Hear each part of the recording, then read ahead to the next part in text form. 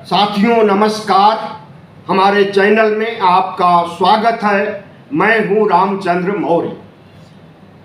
Operation सिंदूर पर संसद में हंगामा बहस खत्म हो गया है, लेकिन इस बहस के बाद, हंगामे के बाद देश पूछ रहा है कि क्या ऑपरेशन सिंदूर के दौरान और पहलगाम हत्याकांड के बाद जो बहस हुई है, यह सार्थक बहस हुई है, रचनात्मक बहस हुई है। सरकार ने क्या महसूस किया कि उससे चूक हुई है और ऐसी चूक भविष्य में नहीं हो पाएगी। यह देश प्रधानमंत्री नरेंद्र मोदी और गृह मंत्री अमित शाह से सवाल पूछ रहा है कि अगर पहलगाम हत्याकांड के लिए दोषी सरकार है, इंटेलिजेंस ब्यूरो है, कश्मीर पुलिस है, तो उनकी जवाबदेही क्यों नहीं बनती है। अभी यह प्रश्न मौजूद है और देश की जनता पूछ रही है। लेकिन सबसे बड़ा सवाल तो यह है कि प्रधानमंत्री नरेंद्र मोदी ऑपरेशन सिंदूर की बहस में शामिल नहीं हुए। 2 दिनों तक 28 जुलाई और 29 जुलाई को बहस हुई। 29 जुलाई को उस समय आते हैं जब बहस खत्म होने को थी। 16 घंटे पूरे होने वाले थे बहस के। प्रधानमंत्री ने जिस तरह से बहस को मोड़ा है और अपनी उपलब्धियों को गिनाया है, फिर से ऑपरेशन सिंदूर की उपलब्धियों को गिना करके अपनी पीठ थपथपाई है, इससे देश संतुष्ट नहीं है, विपक्ष संतुष्ट नहीं है। इस देश की महिलाएं जो विधवा हुई हैं, वह भी संतुष्ट नहीं है। क्या प्रधानमंत्री नरेंद्र मोदी ने पहलगाम हत्याकांड में मारे गए 26 या 28 शहीदों को शहीद का दर्जा देंगे? देश सवाल पूछ रहा है। अगर इन्हें शहीद का दर्जा दिया जाएगा तो इन्हें, इनकी पत्नियों को जीवन भरण करने के लिए खर्चे भी उठाने पड़ेंगे, सरकार को शहीदों के स्मारक बनाने पड़ेंगे, इन्हें नौकरियां भी देनी होगी और तमाम तरह की सुविधाएं देनी होगी। लेकिन बहस के दौरान न किसी ने शहीद का दर्जा देने की मांग किया और न सरकार ने अपने से ही घोषणा किया कि 26 या 28 शहीदों को शहीद का दर्जा दिया जाएगा। प्रधानमंत्री नरेंद्र मोदी से यह देश सवाल पूछ रहा है कि ऐसी घटनाएं कब तक होती रहेंगी। पहलगाम हत्याकांड, उसके पहले पुलवामा हत्याकांड, उसके पहले मुंबई में हत्याकांड, उसके पहले संसद भवन पर हमला, न जाने कितनी आतंकवादी घटनाओं की फेहरिस्त है। क्या यह फेहरिस्त खत्म होगी निकट भविष्य में या नहीं खत्म होगी? सब कुछ यूं ही राम भरोसे चलता रहेगा और देश के लोग, मासूम, युवा, महिलाएं, पुरुष, किसान यूं ही मारे जाते रहेंगे। प्रधानमंत्री नरेंद्र मोदी से देश यह भी सवाल पूछ रहा है कि जिस तरह से प्रधानमंत्री नरेंद्र मोदी ने पहलगाम हत्याकांड, पुलवामा हत्याकांड के लिए नेहरू को दोषी ठहराया, पीओके के लिए नेहरू को और कांग्रेस को दोषी ठहराया, तो इतिहास की बात उठा लाते हैं लेकिन वर्तमान इन्हें नहीं दिखाई देता है। वर्तमान में जो होता है वह आपकी जवाबदेही तय कर की जानी चाहिए। इतिहास के आईने में मत झांकिए, वर्तमान को संवारिए और वर्तमान को आतंक मुक्त कीजिए, भविष्य को आतंक मुक्त कीजिए। हम मानते हैं कि नेहरू, इंदिरा, राजीव जितने भी कांग्रेस के प्रधानमंत्री हुए हैं महानिकम्मे थे, आतंकवादियों को समर्थन देते थे, देश तोड़ते थे, देशद्रोही हैं, सब कुछ मान लिया। लेकिन आप उस रास्ते पर क्यों चल रहे हैं? आप वर्तमान को क्यों नहीं देख रहे हैं? आप ट्रंप के सामने क्यों सरेंडर कर रहे हैं? आप चीन के सामने क्यों भीगी बिल्ली बन रहे हैं? आप और आपकी एजेंसियां, आपका खुफिया तंत्र क्यों नपुंसक साबित हो रहा है और देश में नेहरू जी के शासनकाल के मुकाबले कई गुना आतंकवाद बढ़ गया है। पहलगाम कांड होने के 15 दिन पहले गृह मंत्री अमित शाह कश्मीर जाते हैं और उन्होंने भाषण दिया, जोरदार भाषण, कि हमने 370 धारा हटा ली, अनुच्छेद 370 को हटा लिया, आतंकवादी कुछ नहीं कर पाए। हमने जम्मू कश्मीर में शांति ला दी, आतंकवादियों की कमर तोड़ दी, आतंकवाद को खत्म कर दिया नोटबंदी करके, 370 अनुच्छेद ला करके। अब कश्मीर में लोग बिना किसी खौफ के पर्यटन कर सकते हैं, तीर्थाटन कर सकते हैं और टूरिस्ट देश से विदेश से आ सकते हैं। और उसके 15 दिन बाद पहलगाम हत्याकांड हुआ जिसमें 26 या 28 लोग शहीद हो गए। प्रधानमंत्री नरेंद्र मोदी उस समय सऊदी अरब के दौरे पर थे, दौरा कैंसिल करके आ गए भारत, लेकिन वह पहलगाम नहीं गए, कश्मीर नहीं गए, वहां जा करके आतंकवादियों को सबक सिखाने, आतंकवादियों का माई बाप पाकिस्तान को सबक सिखाने की बातें नहीं कही, बल्कि वह चुनावी प्रचार के लिए बिहार दौड़े गए और बिहार से हिंदी और अंग्रेजी में भाषण दे करके संबोधित करते हैं कि हम पाकिस्तान को मिट्टी में मिला देंगे, हम इसका करारा जवाब देंगे। लेकिन वह पहलगाम नहीं जा सके। मुश्किल तो यह कि आज तक प्रधानमंत्री नरेंद्र मोदी 22 अप्रैल हत्याकांड के दिन से लेकर के आज तक नहीं गए।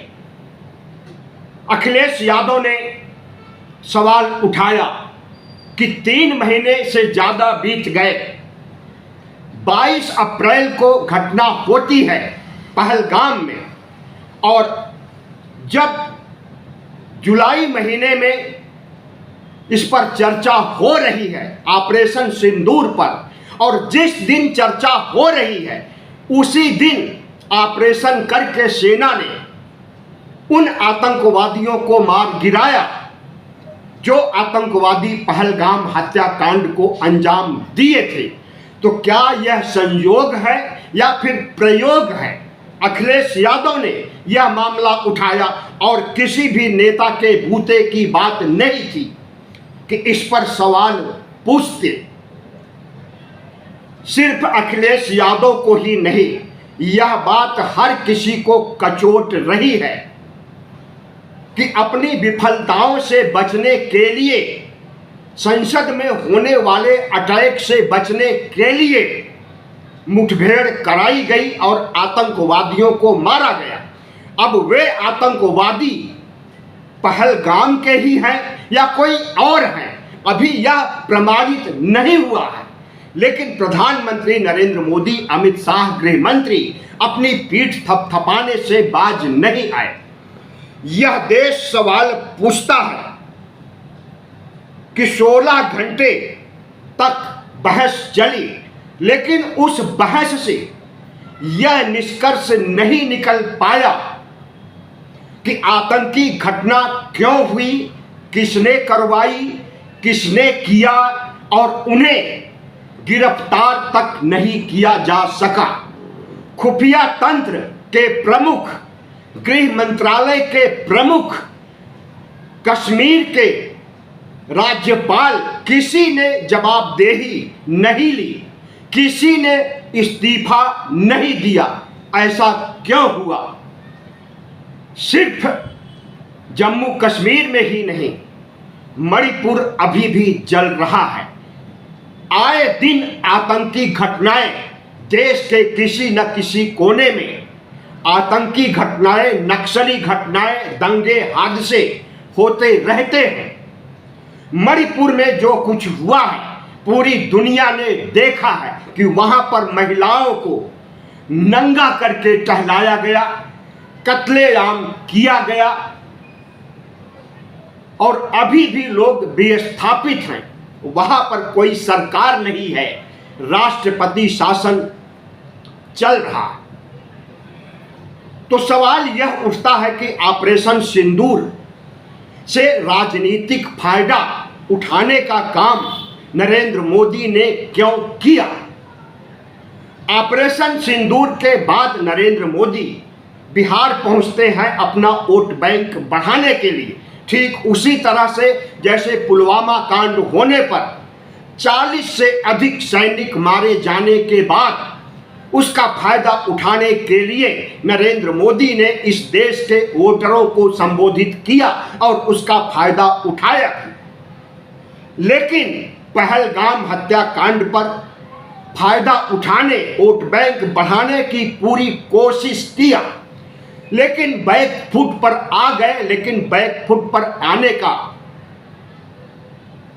वजह आप जान लीजिए कि इस देश की महिलाओं ने अस्वीकार कर दिया कि उन्हें सिंदूर न भेजा जाए। प्रधानमंत्री नरेंद्र मोदी और इनकी पार्टी चाहती थी कि देश भर की महिलाओं को सिंदूर भेजा जाए और इसका भावनात्मक रूप से फायदा उठाया जाए। लेकिन सिंदूर एक बहुत संवेदनशील मामला है।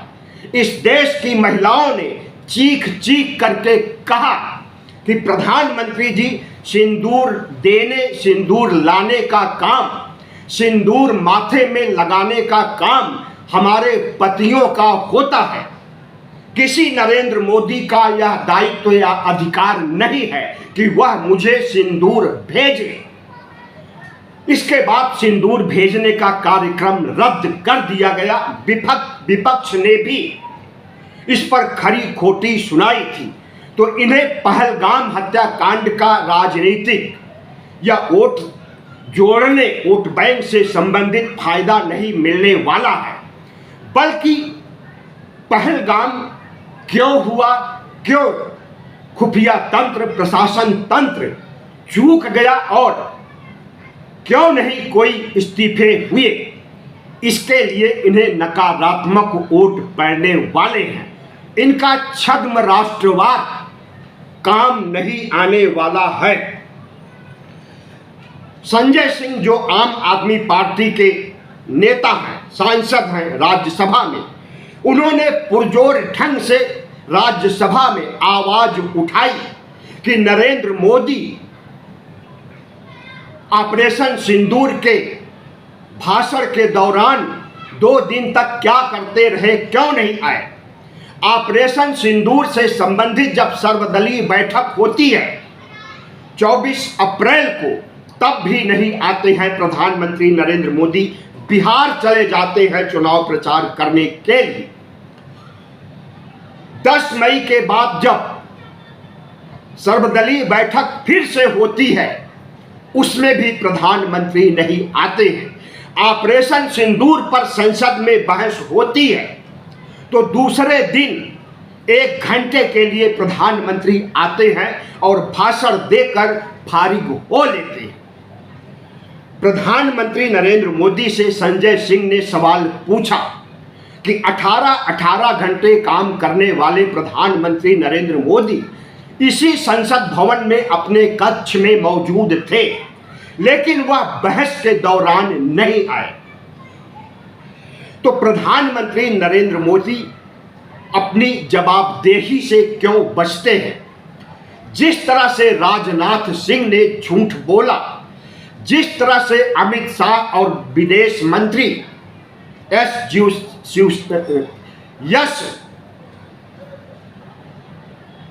सुब्रमण्यम ने झूठ बोला, हम समझते हैं कि वह अपने आप में बेमिसाल है। लड़ाकू विमान गिराए जाने को पेंसिल की खरोच या पेंसिल कह करके ठुकरा देना लड़ाकू विमान और सेना का अपमान है, और यह अपमान स्वयं राजनाथ सिंह रक्षा मंत्री ने किया। अमित शाह ने जिस तरह से विपक्ष को घेरने का काम किया और विपक्ष के सवालों का माकूल जवाब नहीं दिया, वह भी दुर्भाग्यपूर्ण है। लेकिन सबसे बड़ा दुर्भाग्यपूर्ण तो यह है कि प्रधानमंत्री ने अपने भाषण के दौरान छिछोरापन जैसे अनेक शब्दों का प्रयोग किया। नेहरू को 14 बार कोसा,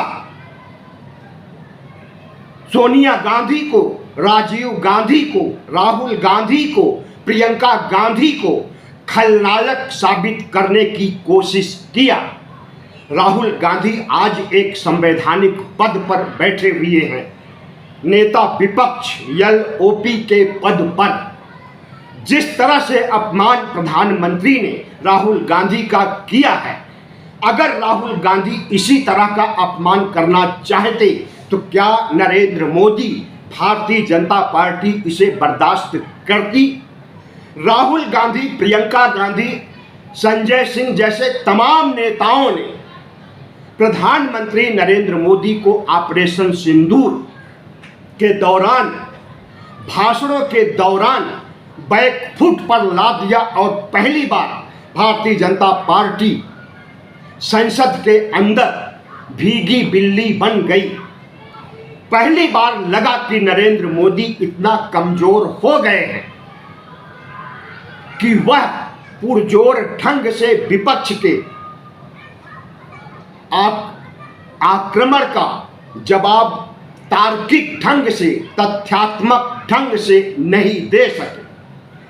जिस ढंग से जवाब दिया गया इसे पूरे देश ने देखा है, और प्रधानमंत्री नरेंद्र मोदी से यह देश अपील करता है कि अपनी नाकामियों को स्वीकार कीजिए, गृह मंत्री की नाकामियों को स्वीकार कीजिए, खुफिया तंत्र की नाकामियों को स्वीकार कीजिए, और पहलगाम जैसा हत्याकांड भविष्य में होने से बचाइए। धन्यवाद। वीडियो अच्छा लगा हो तो सब्सक्राइब कीजिए, लाइक कीजिए और शेयर कीजिए।